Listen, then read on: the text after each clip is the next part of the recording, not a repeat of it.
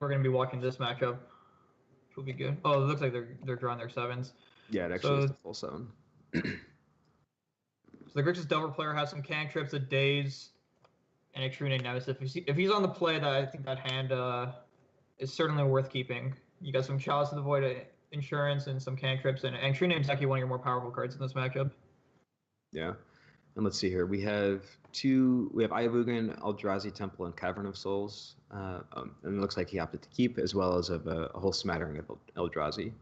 So Ponder is probably going to be looking for a third mana source here, so that way he can cast his True Name on 3, and then probably some Force of Will as protection for it. Yeah, Force of Will would be really good in this juncture because although Daze will just be a hard counter here, it will set him behind on some tempo. It looks like he's seeing a Delver Secrets and a third land, so that's probably worth keeping on its own because this allows him to go Daze into Delver, guarantee the flip on the following turn, and then hope that's good enough and have the third mana source for the True Name down the line. Yeah, and this is actually lining up very well for Takahiro, and the reason why is Teruya doesn't have Soul Land where he'll be able to play Chalice of the Void on the first turn, so he's actually going to be forced to play that on turn 2, and Takahiro is going to be able to take a pretty natural line here of playing a Delver on a second turn and then dazing the Chalice on 2. So I think when we're about a turn and a half ahead from now, Takahiro is going to be in a position where he's way ahead. Do you think, as the Eldrazi player, you would have considered trying to find a little bit more of an explosive hand on the draw? It seems his hand is pretty slow. It has a lot of mana sources, though, so it might be why he decided to keep it. Yeah, I mean, it's a little easy on the outside looking in, but I think I would have put a little bit more consideration into mulliganing that hand. Chalice on the draw turn 2 is likely too slow against the Delver Daze deck. Leading off with Cavern of Souls signifies that he feels like he's going to have no intention of playing Thought-Knot Seer on the second turn, which makes a lot of sense. Getting the Chalice of the Void's stock goes down pretty significantly as the game goes on, and playing a Thought-Knot right into a Daze might be a bad idea as well. Yeah. What's worth noting is that after the event, once the game stops being about Chalice of the Void here, Teruya is literally just going to be streaming Thought-Knot Seers and Reality Smashers that are uncounterable for the next 3 or 4 turns. So if Takahiro is not able to flip this Delver, which I think he's basically going to be guaranteed to be able to do, Takahiro may have a hard time winning the game. Yeah, especially relevant against the fact that Takahiro has True Name Nemesis. Reality Smashers is one of the few ways that the Eldrazi deck can really punish that. And here we see the Chalice of the Void as expected. This will almost certainly meet a Daze. Yep. Interesting that Teruya actually drew a Soul Land that turn and could have opted to play around Daze, but valued his life total higher, which I think makes sense because the Delver is likely to flip, and if it does, the extra 2 points of damage could be relevant. And also, this Chalice of the Void is much less important now than it was earlier on, so perhaps not prioritizing that is a good idea. Yeah, and here we go. Teruya is just going to start beating his opponent in the face with 5/5 Hasty Tramplers. Yeah, Reality Smasher, one of the better cards in this matchup. The Grixis Delver deck does have a Gurmag Angler to possibly combat it, but 2 copies might be very difficult. Looks like he's just casting some spells here while he has the opportunity. The game's not going to go that long, so trying to set up like a more powerful Brainstorm is probably not in his best interest, even though it is in most matchups. He needs to find something powerful pretty quickly. Yeah, and Takahiro is probably doing some math now to see if he even has the opportunity to resolve this True Name Nemesis. On board right now, I think it is the correct play, but knowing that Teruya has another Reality Smasher in hand is going to blank that pretty effectively. Well, actually, he's being attacked down to 11 now, and he has 6 points of power in play, and I think he has a Lightning Bolt and a Force Bolt in his hand, so if he's able to find a second red source, I think he might actually have this game. Yeah, this is going to come down to someone winning the game and then the opponent having lethal next turn. So it's going to be pretty tight going in. That being said, the fact that Teruya has this Ancient Tomb means that he can play a Thought-Knot Seer this turn in addition to the Reality Smasher, so I think that might break up Takahiro's plan here. Thought-Knot Seer taking the Lightning Bolt will mean that even though he's taking 2 extra damage off this Ancient Tomb to do so, it's going to be 1 less damage overall. Yeah, so, and the 6 from the 2 creatures on board plus the Forkbow will only put him to 1. Right. A very relevant point of life.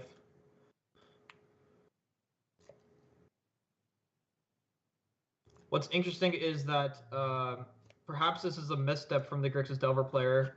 I think he could have put that Lightning Bolt on top of his library with the Brainstorm on the previous turn, and then that may have been good enough this game.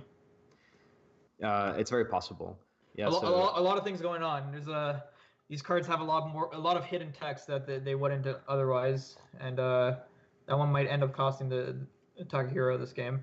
Yeah, so he does have a Brainstorm and a Ponder in hand.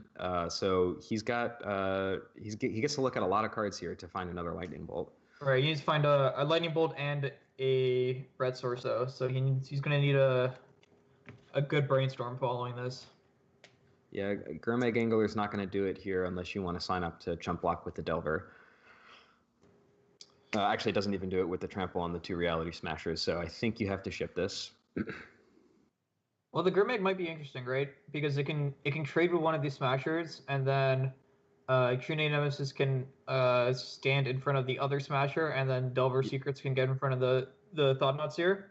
Yeah, but I think chumping with the Delver this turn is basically consigning yourself to lose in the future. Right? Because you end up losing the Gurmag Angler anyways, and then you don't really have a game plan for the following turn. But maybe Takahiro knows something that we don't. So let's see what happens here. Yeah, he decides to keep. Interesting. And an attack. Wow, that is very, very aggressive. This is aggressive. Perhaps. Yeah, I'm not sure what his game plan is here. Maybe a little bit of posturing here, but he had outs with that Brainstorm, so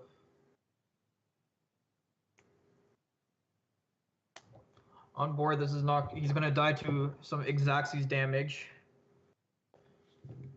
Is there a card that he could possibly have here that the Eldrazi player might play around? Let's see. Let's take a look at the deck list. Does he have a main deck Dismember? Yeah, that's what it could be, right? The main deck Dismember would be +1 life, which could be exactly enough. But actually, looking at his list, he doesn't even have a main deck Dismember. So, if the Eldrazi player was keen looking at his deck list before the match started, he would have known not to play around that card. But as it sits, I believe the Eldrazi player is going to win this game, barring some sort of miracle, and then we're going to be going to some post-board games, which gets. Do you think that the matchup improves for the Eldrazi side or the Delver side after board? I actually think the matchup improves for the Delver side a little bit post-board, just because there's so many dead cards. Yeah, and this should be a lethal attack, correct? Assuming that the life totals are correct. Yeah, there we go. Okay, so we're going on to game 2.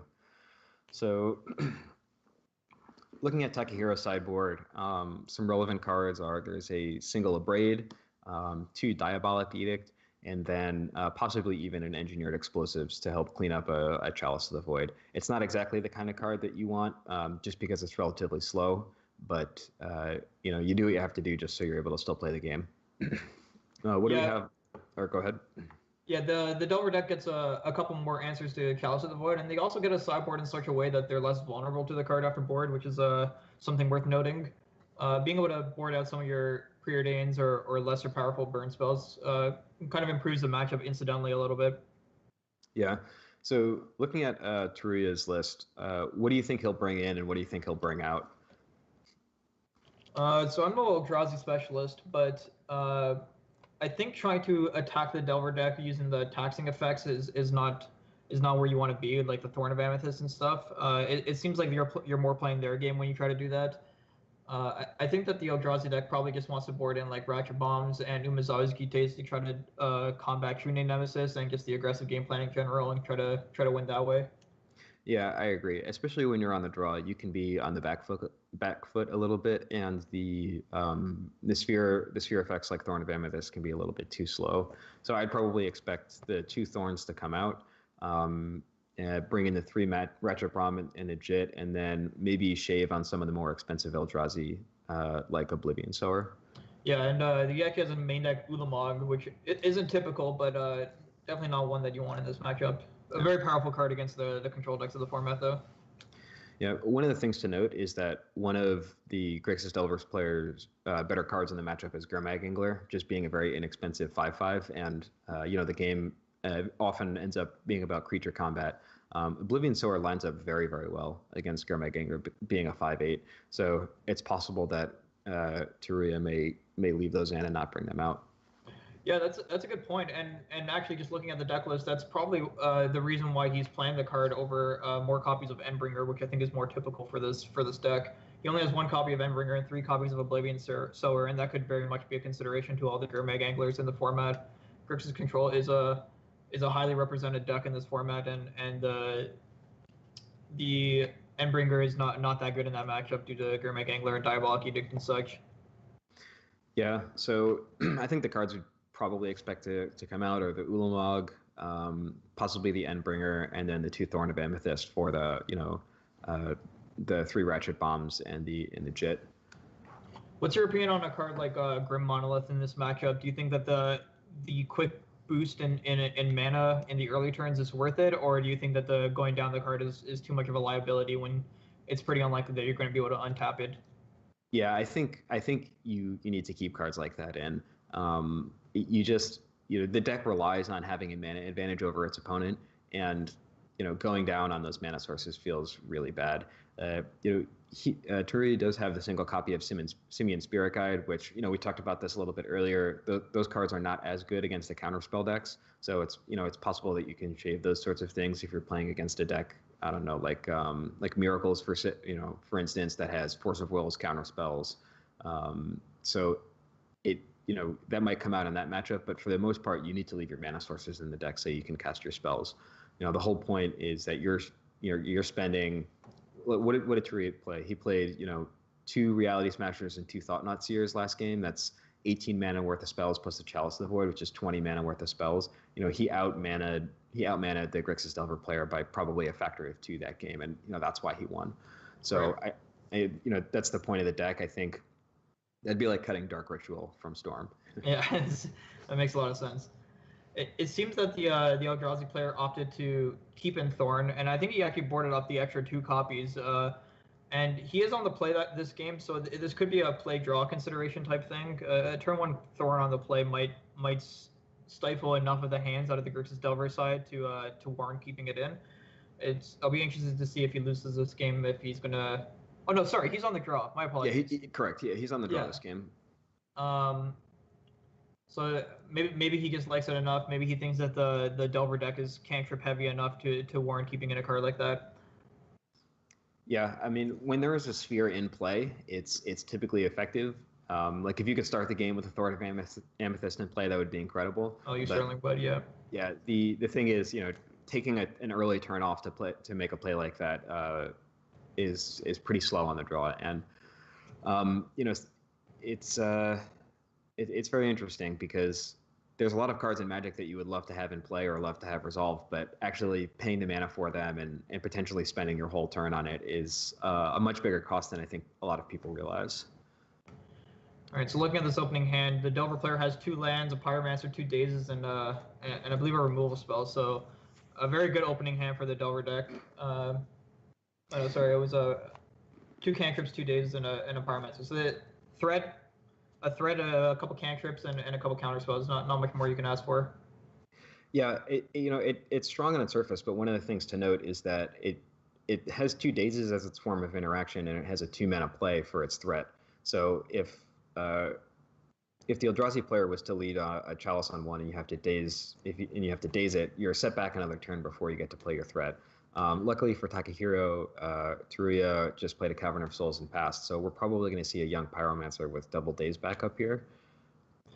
Yeah, I would be interested to see that if if Teruya had a Chalice of the Void on turn 1, whether or not Takahiro would actually daze it. He already got to use his Ponder, and so he would be stranded with a Brainstorm. But like you said, being able to play the Young Pyromancer before playing your dazes is going to make it much more effective. And I'm wondering if you would have considered it worth a card to have the Chalice in play. Yeah. And a True Name Nemesis here. Okay, so. So this is a very good Grixis Delver hand. The Eldrazi side's going to have to really get onto the board quickly here. Simian Spirit Guide, a very effective card against Daze. Something that he would like to have here if he had it. Yeah. I'm wondering if he's going to double Daze this. Wow. So he actually opts to. He prioritizes his Chalice of the Void enough to double Daze there and really set himself back. But he does have 4 power in play, so it's not that devastating. He does get to rebuild here, and he's ahead on board. I'd like to think that as the Delver player, I would have considered just letting that resolve. You don't have any more, or rather you have one more 1-mana spell in your hand, but really being able to play your Gurmag Angler and your True Nemesis in a more timely fashion might have been a higher impact this game than that Brainstorm. Yeah, so I think if Teruya had played that off of a different land than an Ancient Tomb, I would have considered letting it resolve.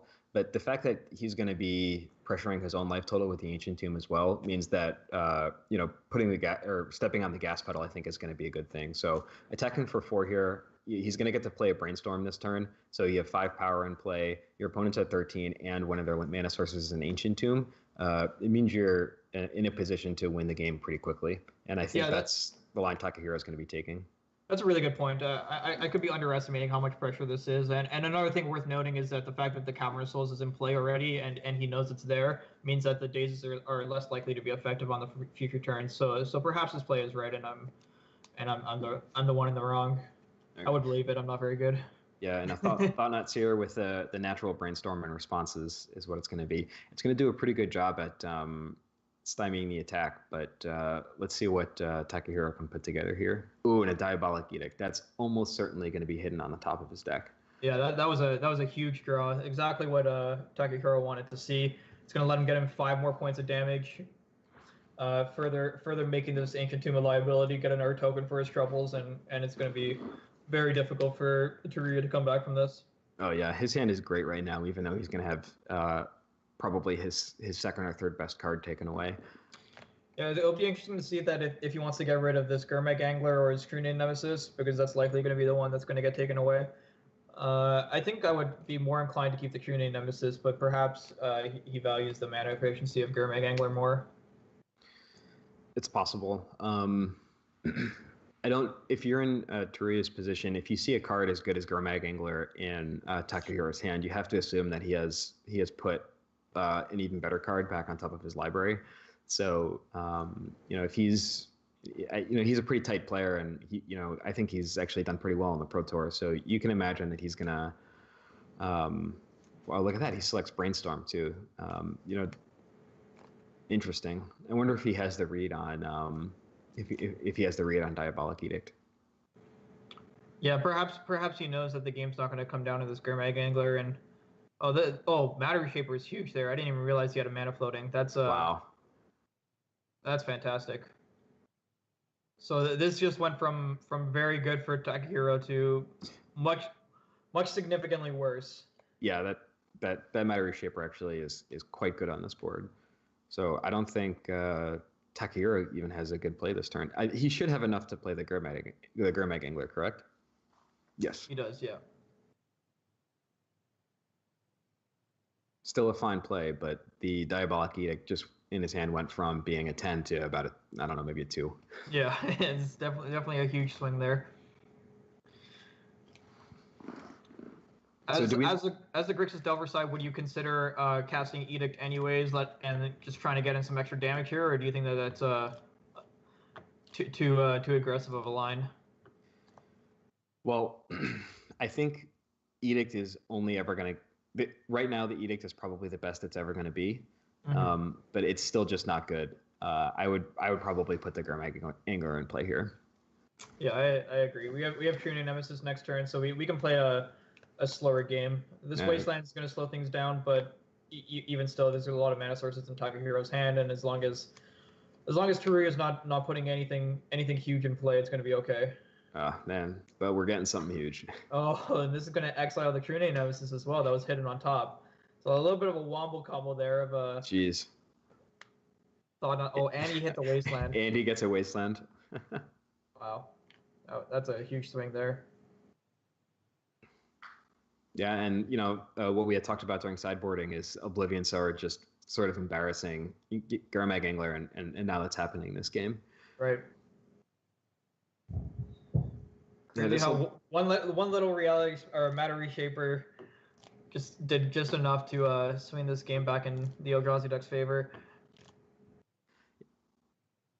And a follow-up Mimic. Man, Ayavugan has produced a lot of mana in this game.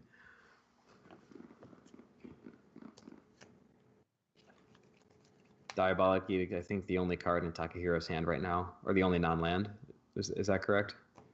I believe so, yeah, because he hit the unless he drew one for turn. I didn't quite catch what his draw step was. Oh, he drew a Fork Bolt. Fork Bolt, okay.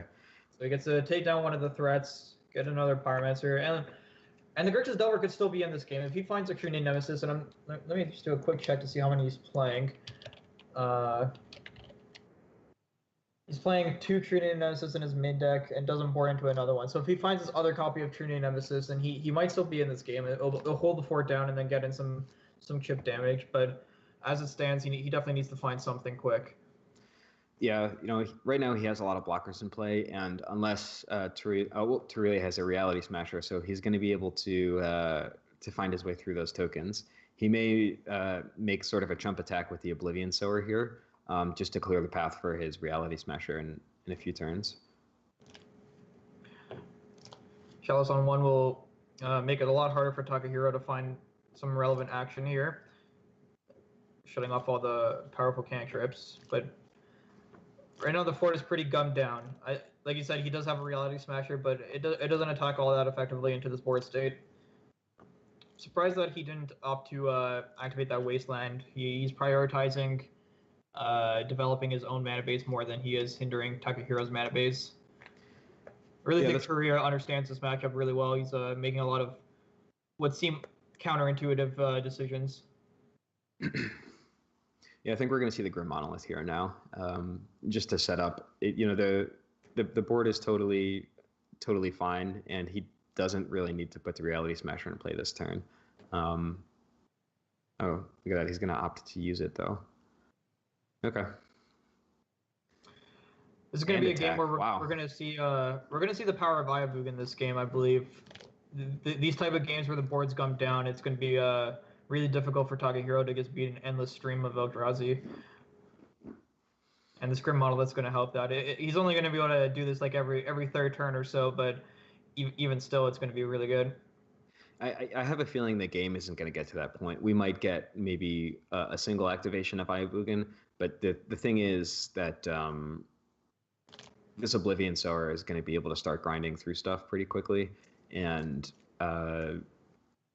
Takahiro he's not really able to do anything because of the Chalice of the Void on the table. So I think we're going to start to see some attacks from Teruya over the next few turns to start working his way through these tokens.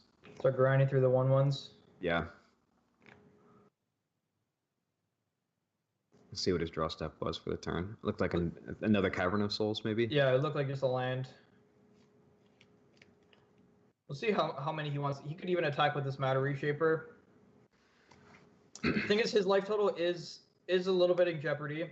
He is at 9 life, so he has to be a little bit wary of just attacking with too many things. Takahiro taking it and then untapping and like getting in a large chunk of damage and putting Teruya in burn range. So he has to be a little bit careful. But he's getting rid of this volcanic island. I kind of like this because it sniffs out the one copy of a Braid that Takahiro could have. He doesn't want to get like end step to Braid and to untap Lightning Bolt you, and by checking if the coast is clear on this, he gets to dictate how many creatures he wants to attack with. Yeah, and Takahiro opting just to make a 1/1 in response to the Wasteland instead of potentially holding that later until after the Chalice of the Void is cleared. Wasteland for Ayavugan is pretty good here. It also shuts off the eventuality that Teruya has. Quite a bit of back and forth here.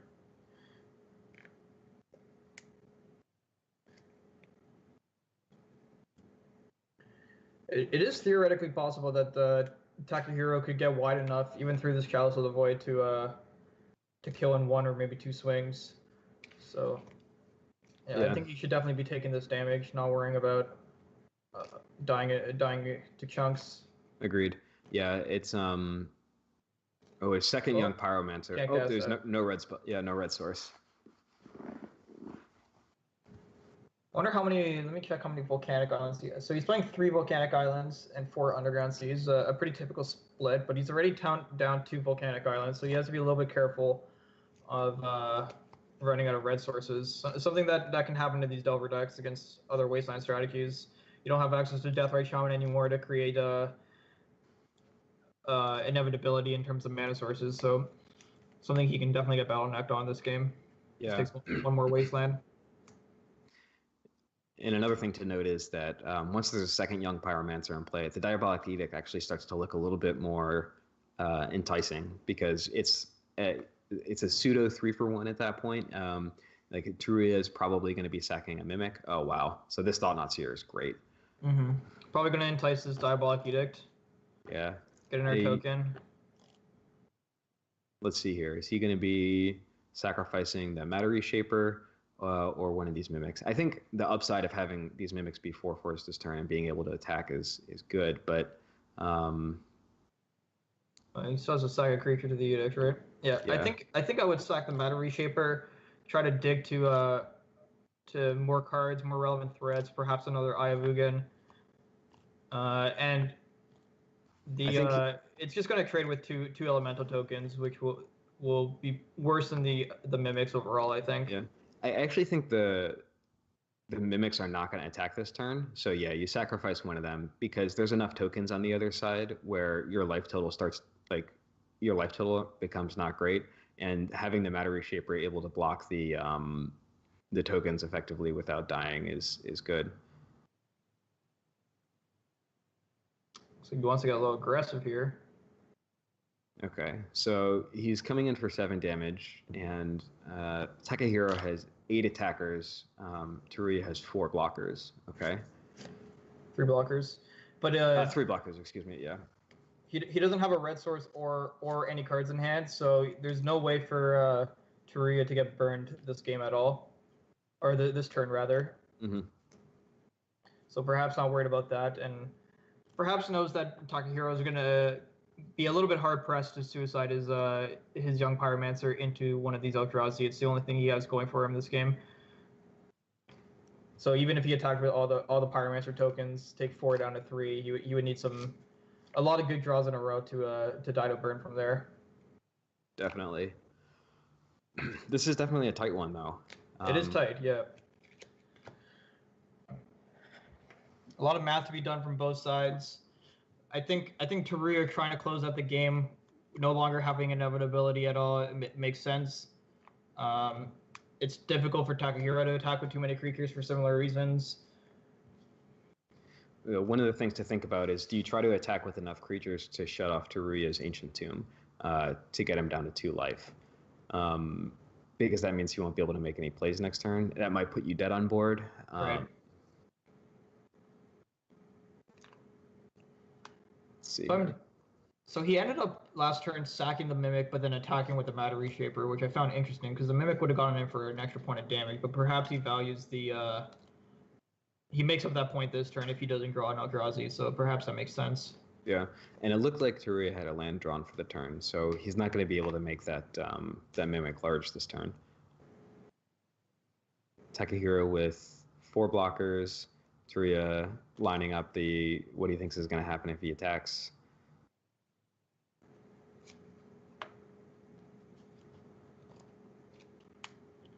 So he needs to leave back. He can let 4 guys get through, so he doesn't actually need to leave back that many creatures, especially considering every creature after the 3rd one turns into the Abyss that he attacks with. So I think that Teruya can get a little bit aggressive here. Okay. Yeah, Because Takahiro has 3, 4, 5, 6 attackers. Yeah, but he needs to make some blocks here to not die. Oh wow, and the full chumps. Okay. Yeah. Yeah, and now Turia is very, very far ahead. Yeah, and the land drawn was Ayabugan, so even if the game slows down again, it won't become an issue for Turia. Looks like he's gonna be able to take this one down. Yeah, I don't know what draw Takahiro could have here.